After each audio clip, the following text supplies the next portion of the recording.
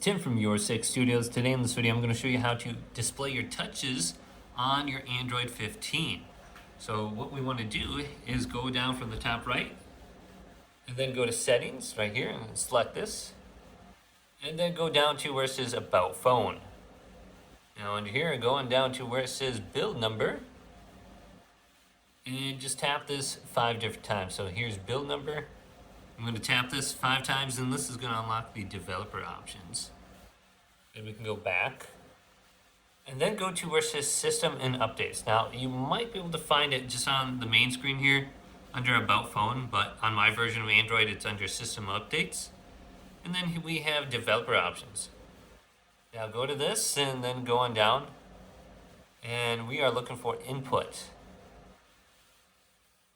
And find input under here, and it will say show touches, so we have this turned on, and this will display a small circle wherever we touch on the screen.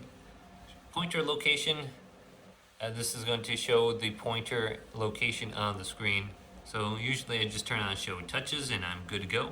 Hopefully this video did indeed help you out. If it did, leave it a big thumbs up and subscribe to my channel down below.